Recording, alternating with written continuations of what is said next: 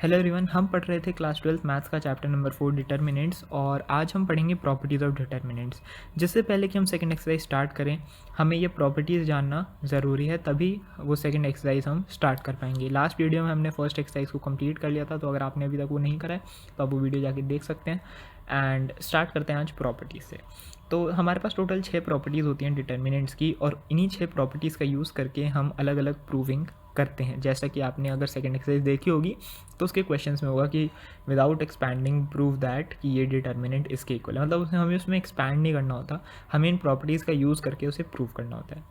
So first property ये है कि the value of determinant remains unchanged if its rows and columns are interchange. बहुत ही basic सी property है, ठीक है, पढ़ के ही समझ आती है कि अगर हम एक डिटर्मिनेंट के सारे रोज़ और सारे कॉलम्स को इंटरचेंज कर दें, मतलब कि जो रोज़ थी, एक तरीके से जैसे हम मैट्रिक्स का ट्रांसपोज करते हैं ना, वैसे ही अगर हम डिटर्मिनेंट का ट्रांसपोज कर दें तो जो डिटर्मिनेंट की वैल्यू है वो सेम रहती है। ठीक है, आप चाहे तो कोई भी एग्जांपल लेके इसको कर सकते हैं। मैंने अभी किसी भी प्रॉपर्टी में एग्जांपल नहीं डाला है, बिकॉज जब हम एक्सरसाइज करेंगे वो वाली तो उसमें ऑटोमेटिकली ये सारी प्रॉपर्टीज़ क्लियर हो जाएंगी। ठीक है, तो कहने का मतलब यही है कि अगर हम सारी रोज़ को सारे कॉलम्स के साथ इंटरचेंज कर देते हैं तो जो प्रॉपर्टी होती है डिटर्मिनेंट की वो सेम रहती है। First property very basic. Second property ये कहती है कि अगर दो रोज़ की एक डिटर्मिनेंट के दो रोज़ को अगर हम इंटरचेंज कर देते हैं तो डिटर्मिनेंट का साइन चेंज हो जाता है। जैसे कि मान लो मेरे पास एक डिटर्मिनेंट है डेल्टा, मैं इसमें क्या करूँगा, R1 को स्वैप कर दूंगा R2 से, या फिर मैं कॉलम भी ले सकता हूँ। ठीक है, जहाँ जहाँ मैं रो ले रहा हूँ वहाँ मैं कॉलम भी ले सकता हूँ, एनी 2 कॉलम्स भी हो सकता है ये। ठीक है, तो क्या होगा, जो डेल्टा है उसका साइन चेंज हो जाएगा माइनस डेल्टा में, मतलब उस डिटर्मिनेंट के बाहर एक माइनस का साइन लग जाएगा अगर मैं दो रोज़ को स्वैप करता हूँ। हाँ, अगर मैं इसके बाद एक और रो स्वैप कर देता हूँ तो ये माइनस का साइन हट जाएगा। ठीक है, यही चीज़ है, अगर एक रो को स्वैप किया है दूसरी रो के साथ तो माइनस का साइन आ जाएगा। अगर दोबारा से एक और स्वैपिंग करता हूँ, R2 की मान लो R3 से कर रहा हूँ या R1 की R3 से कर रहा हूँ, तो नेगेटिव का साइन हट जाएगा, क्योंकि दो नेगेटिव मिलके पॉजिटिव बना देते हैं। ठीक है, तो ये हो गई हमारी property second. Third property, if any two rows और columns of a determinant are identical then value of determinant is zero. मतलब कि एक छोटा सा दिखा देता हूँ, जैसे मेरे पास एक है ABCEFGABC। अब यहाँ पे देखो दो रोज़ ABC और ABC सेम है ना, तो इसका मतलब क्या है कि इस डिटर्मिनेंट की जो वैल्यू होगी वो ज़ीरो होगी। अब मेरे को सॉल्व करने की ज़रूरत ही नहीं है इसे। ठीक है, मैं बिना सॉल्व करे बता सकता हूँ कि इस डिटर्मिनेंट की वैल्यू ज़ीरो होगी। वेरीफाई करने के लिए आप इसको सॉल्व कर सकते हैं अपने आप। ठीक है, कॉपी में सॉल्व करके देखना, इसकी वैल्यू ज़ीरो ही आएगी।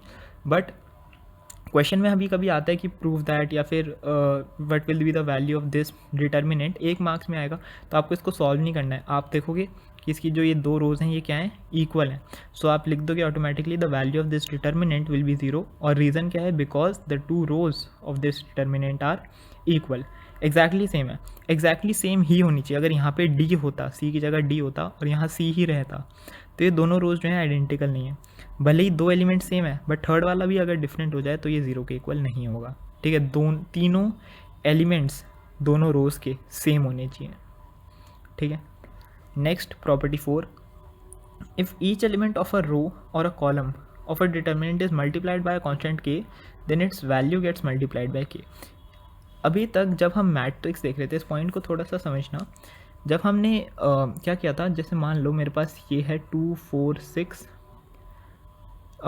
6 8 10 8 10 12। ठीक है, अब मैं इसको ऐसे लिख सकता था, 2 कॉमन लेके 1 2 3 3 4 5 4 5 6, है ना। मैट्रिक्स में ये होता था, 2 मैंने कब बाहर लिया, पूरे में से कॉमन लेके। मैं 2 को बाहर तभी लिख सकता था जब मैं इसमें पूरे में कॉमन लूँ, बट यहाँ पे ऐसा नहीं होता। यहाँ पे मैं किसी एक रो से भी कॉमन ले सकता हूँ, जैसे कि मेरे पास है 2 4 6 1 2 3 4 5 6। अब मैं इसको इस तरीके से भी लिख सकता हूँ,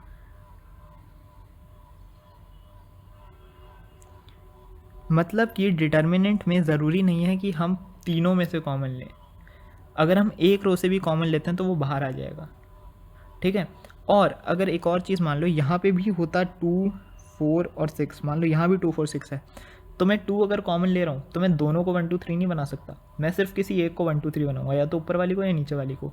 अगर मेरे को दोनों को बनाना है तो मैं 2 बार 2 कॉमन लूँगा, 2 × 2 मतलब 4 बाहर कॉमन आएगा। ठीक है।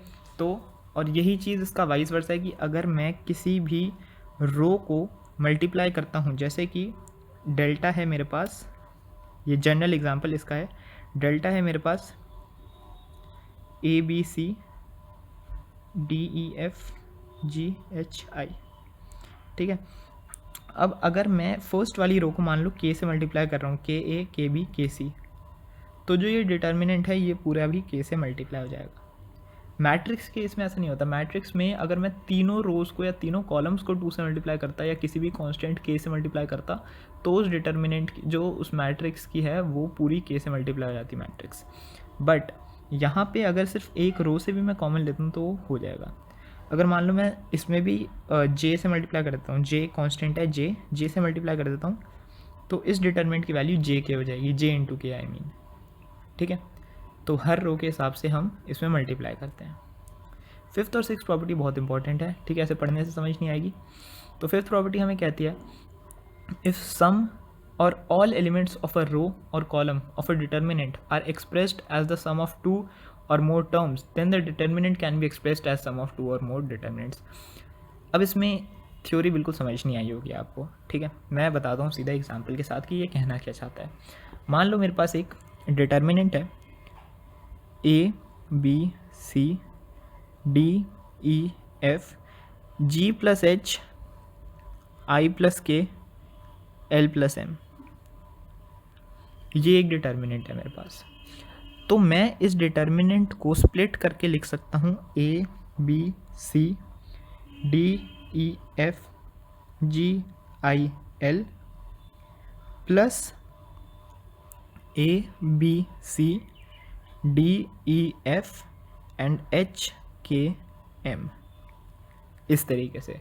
अब आप सोच रहे होगे कि ये तो 2 बार आ गया, A B C D E F ये तो 2 बार आ गए, यहाँ तो एक ही बार है। तो हाँ, यही मतलब है इस प्रॉपर्टी का कि ये डिटर्मिनेंट की प्रॉपर्टी होती है कि अगर एक रो के भी सारे एलिमेंट्स में कोई कांस्टेंट प्लस हो रहा है ना, तो हम उसको इस तरीके से लिख सकते हैं, ठीक है। अगर यहाँ पे 3 टर्म्स होती तो मैं 3 तरीके से 3 डिटर्मिनेंट्स को प्लस करता, 4 टर्म्स होती 4 को प्लस करता, ठीक है। इसी तरीके से एक वैल्यू वाला अगर मैं एग्जांपल लेके दिखाऊँ आपको, तो यहाँ पे देख लो, इसको 1 2 मान लो, 3 4 मान लो, 5 6 मान लो, तो यहाँ हो जाता 1 3 5 और यहाँ हो जाता 2 4 6, ऊपर वाली वैल्यूज़ सेम रहती, ठीक है। तो इस तरीके से ये होती है हमारी प्रॉपर्टी 5 कि हम इस तरीके से इसको ऐसे एक्सप्रेस कर सकते हैं। 1 2 3 तो सिंपल थी, 4 5 आपको आएगी, समझ आई होगी। अब बढ़ते हैं सिक्स्थ प्रॉपर्टी पे। सिक्स्थ एंड लास्ट प्रॉपर्टी किसी भी डिटर्मिनेंट की क्या कहती है, इफ़, ये भी इसकी भी इंग्लिश समझ नहीं आएगी, मैं बस एक बार जस्ट टू रीड आपको बता देता हूँ क्या है। If to each element of any row और column of a determinant the equimultiples of corresponding elements of other row are added, the value of determinants remains same. ये expression से आपको क्या समझ आ रहा है? इस एक्सप्रेशन का मतलब ये है कि मैंने ith रो में jth रो का कोई भी मल्टीपल, वो खुद jth रो भी हो सकती है अगर मैं k की जगह 1 लिख दूँ, या फिर उसका कोई भी मल्टीपल अगर ऐड करता हूँ, तो उस उस डिटर्मिनेंट की जो वैल्यू है वो सेम रहती है। इसका मतलब क्या है कि जैसे मान लो मेरे पास एक डिटर्मिनेंट है A B C D E F G H I. अब अगर मैं इसमें प्रॉपर्टी लगाता हूँ कि R1